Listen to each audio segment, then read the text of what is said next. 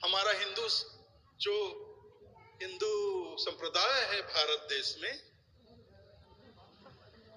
हिंदू संप्रदाय की व्यवस्था के लिए वर्णाश्रम की व्यवस्था की गई। 4 वर्ण, ब्राह्मण, क्षत्रिय, शूद्र, वैश्य और शूद्र,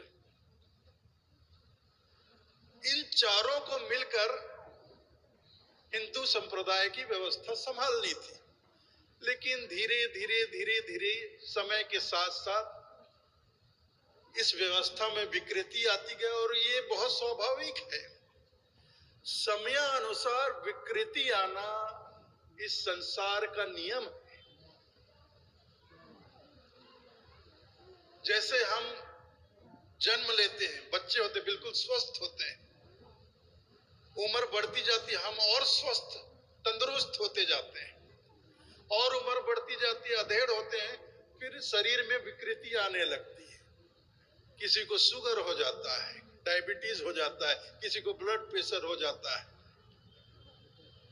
किसी को और कुछ रोग हो जाता है, शरीर में कोई और व्याधि हो जाती है। तो धीरे धीरे शरीर में व्याधियां आनी शुरू हो जाती, विकृति आनी शुरू हो जाती। तो ये इस पूरे संसार का नियम है। समय के साथ साथ बुराइयां, विकृति आ ही जाती है। तो ये वर्णाश्रम व्यवस्था में हुई।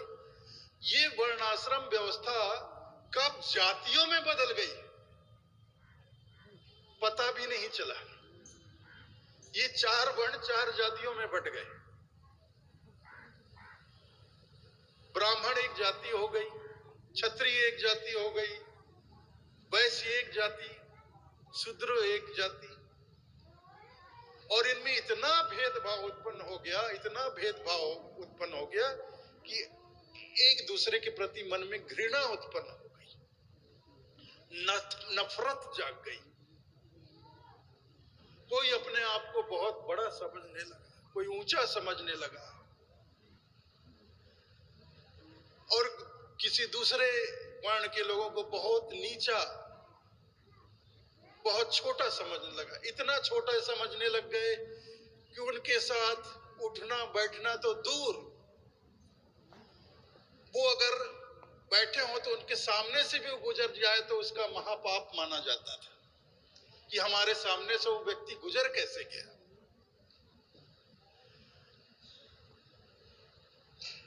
इतनी नफरत फैल गई, इतनी घृणा उत्पन्न हो गई कि कुछ जाति के लोग, जिनको छोटा कहा जाता है, निम्न वर्ग का कहा जाता है, उसकी छाया भी घर पे पड़ गई तो लोग नाक भाव सिकोड़ते कि हमारा घर अपवित्र हो गया, इसका शुद्धिकरण करो। इतनी घृणा, ना उनके साथ उठना बैठना, ना उसके बराबर चलना, ना उनको चलने देना। जिस कुएं से वो पानी पीते हैं बड़े लोग, उस कुएं से जिसे नीचा समझा जाता वो आदमी पानी नहीं पी सकता। इतने बढ़ गए मानव समाज। संप्रदाय में तो बटे हैं,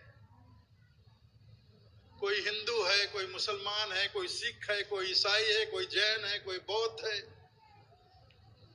बहुत तरह के संप्रदाय में बट गए। आप इंसान हैं, आप मनुष्य हैं, आप मानव, और आप मानव किस लिए कहलाते हैं? आप मनुष्य किस लिए कहलाते हैं? आप इंसान किस लिए कहलाते हैं? क्योंकि आपके अंदर बुद्धि है, विवेक है। बुद्धि और विवेक है। बाकी इंद्रियां तो सभी पशु पक्षियों में भी होती है, 5 कर्मेंद्रियां, 5 ज्ञानेंद्रियां,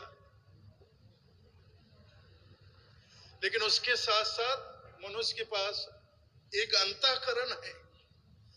अंतःकरण, 4 अंतःकरण होते हैं मनुष्य के, मन, बुद्धि, चित्त और अहंकार। तो मन है, बुद्धि है, मन, बुद्धि, चित्त, अहंकार। चित्त है, अहंकार है, लेकिन इसके साथ साथ और क्या है?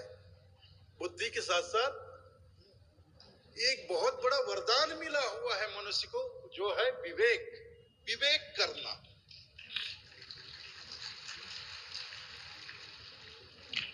सही गलत का परख करना, सत्य क्या है असत्य क्या है, इसको चिंतन करके, मनन करके, विचार करके अपने विवेक की कसौटी में, अपने विवेक की कसौटी में इसको परख कर निर्णय लेना कि वास्तव में सत्य क्या है असत्य क्या है। तो सत्य को धारण करे, असत्य को छोड़ दे, ये मनुष्य का धर्म है। असल में ये मनुष्य का धर्म है। कहीं भी कोई बात हो तो आंख मूंद कर हमें कूद नहीं जाना। जैसे भेड़ कूद, एक भेड़ कहीं कूदा तो उसके भी पीछे सारे भेड़ कूद जाते हैं। सामने चलने वाला भेड़ अगर गलती से कुएं में कूद गया तो सारे भेड़ कुएं में कूद जाते हैं। तो हमें मनुष्य को भेड़ चाल नहीं चलना चाहिए। हम सबके पास बुद्धि है, विवेक है, हमें अपने बुद्धि से, विवेक से कार्य लेना चाहिए।